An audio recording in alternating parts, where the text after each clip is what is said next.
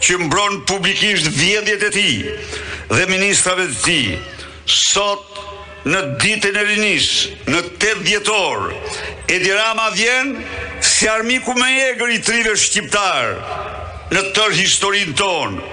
Në 10 vite të sundimit të tij plaçkitës dhe narko regjim, me politikat e tij përzurin nga Shqipëria mbi 700.000 të ri dhe të reja, apo rreth 70% të trive shqiptar. Edi Rama, me ndihmën e George Sorosit, mafjes ndërkombëtare të ekstremit të majt, bëri gjithçka për një Shqipëri pa opozit, pra për të varrosur përfundimisht pluralizmin politik dhe idealet e dhjetorit 90. Por dështoj, sepse ato ideale janë të pavdekshme, ato frymëzojnë sot çdo opozitar shqiptar, çdo të ri shqiptar, të qëndrojnë me guxim në mbrojtje të lirisë dhe dinjitetit tyre.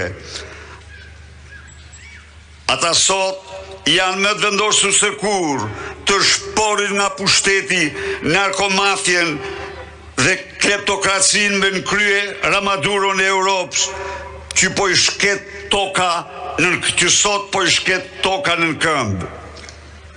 Sot përsëri në këtë udhkryq të rrezikshëm në të cilën ndodhet Shqipëria, shpresa e vetme për të përmbysur narkoregjimin e Ramaduros është rinia shqiptare, është gjenerata Z e saj, është ajo gjenerat që këto 2 vite ka bërë historinë e lirisë në botë, në Bangladesh, ka përmbysur në Bangladesh, në Nepal dhe vendet të tjera diktaturat autoritare. Unë kam besim më të madh se gjenerata Z e të rive shqiptar, trashëgimtare idealeve të rinisë studentore të dhjetorit 90, do përmbush misionin e saj. Ndaj dhe duke i uruar gëzuar këtë ditë, bëj thirrje të rive shqiptar të ngrihen të frymëzuar nga dita e lirisë, lartësinë e idealeve të tyre dhe të përmbysim sa më parë këtë regjim të shëmtuar narkodiktatorial që po shkreton dhe shkatron Shqipërinë.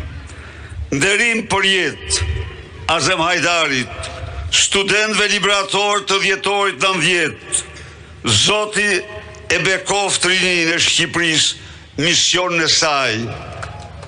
Nderimin më të madh për dhjetoristët.